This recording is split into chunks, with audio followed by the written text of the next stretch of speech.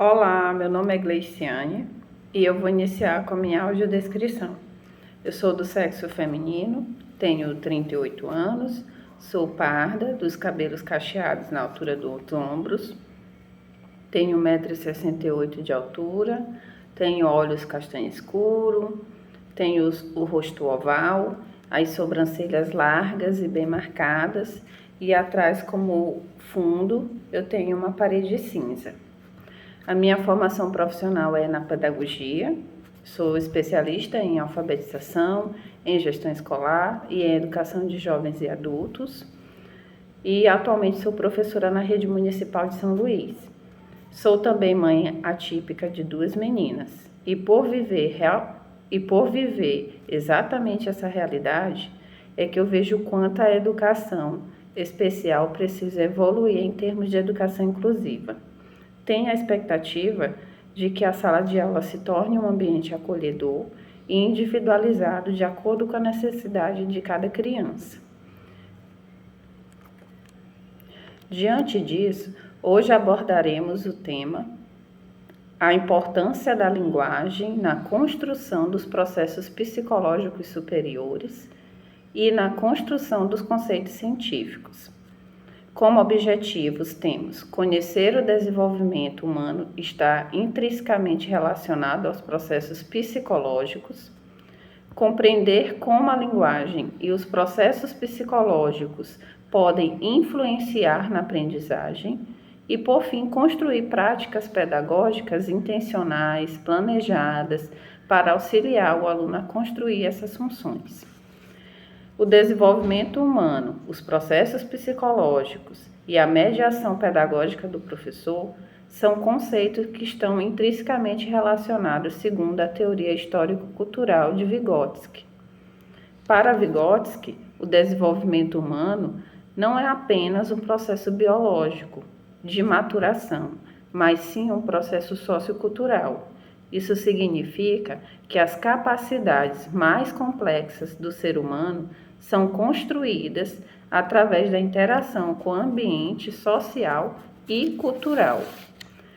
Nesse contexto, surgem os processos psicológicos superiores. Eles são as funções mentais tipicamente humanas que se diferenciam dos processos psicológicos elementares, como a atenção involuntária ou a memória sensorial. Vamos aos processos psicológicos superiores, que incluem a atenção voluntária, que é a capacidade de focar a atenção de forma intencional em alguma coisa. Temos a memória voluntária, que é a capacidade de evocar informações de forma consciente e intencional. Temos o pensamento abstrato e conceitual, que é a habilidade de formar conceitos, generalizar e raciocinar sobre ideias complexas. Temos a linguagem, que é fundamental na organização do pensamento e na comunicação. E a resolução de problemas complexos, que é a capacidade de planejar e executar estratégias para solucionar desafios.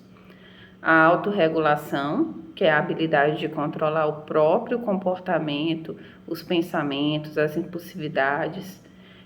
Por fim, a principal característica dos processos psicológicos é sua origem social e a natureza mediada. Eles não surgem espontaneamente, mas são construídos através da mediação de instrumentos e signos e da interação social com outros indivíduos mais experientes, como os pais, os colegas, os professores.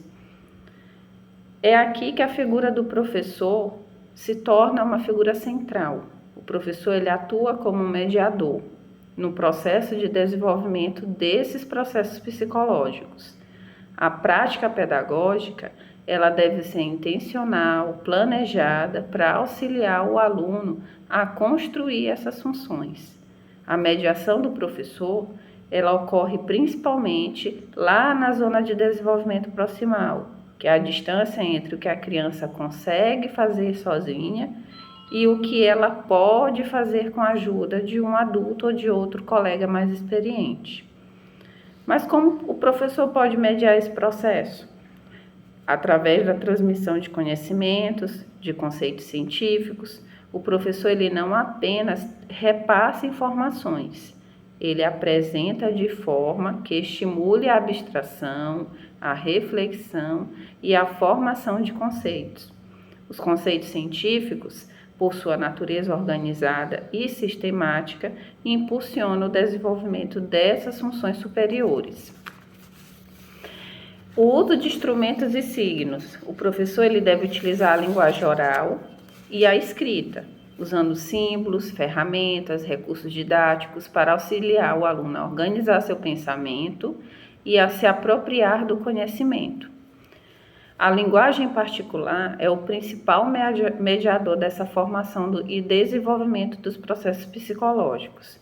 A interação social e o diálogo criam um ambiente onde o diálogo e a colaboração entre os alunos e entre o aluno e o professor sejam incentivados. Através da interação, as funções psicológicas se constroem primeiro no nível social e posteriormente são interiorizadas para o nível intrapessoal. A proposição de desafios na ZDP. Como o professor deve propor atividades que estejam um pouco além do que o aluno consegue fazer sozinho, mas que sejam alcançáveis com sua ajuda. Ao oferecer o suporte necessário, o professor permite que o aluno avance em seu desenvolvimento. Ou seja, o professor lhe propõe uma atividade que esteja ao nível alcançável do aluno. Porque se você propor uma atividade que ele não alcance, você corre o risco dele desestimular. Então, você primeiro tem que identificar o nível, propor atividades que ele alcance, e à medida que ele for evoluindo e construindo mais estratégias de fazer a atividade, você vai aumentando o nível de dificuldade. O foco na intencionalidade e na autonomia, ou seja, conseguir fazer a atividade sozinho. A mediação deve ser planejada para que o aluno não apenas aprenda o conteúdo, mas desenvolva a capacidade de buscar sentidos, significados, generalizar o aprendizado para outras situações de vida. Estimular a reflexão e a metacognição. Levar o aluno a pensar sobre o que ele aprende, quais estratégias utiliza e como pode melhorar seu processo de aprendizagem. O professor, ao atuar como mediador qualificado, é fundamental para que o desenvolvimento humano atinja seus níveis mais elevados, capacitando os alunos a dominarem seus próprios processos psicológicos superiores e a se tornarem sujeitos ativos na construção do conhecimento e na transformação da realidade. Muito obrigada e até a próxima.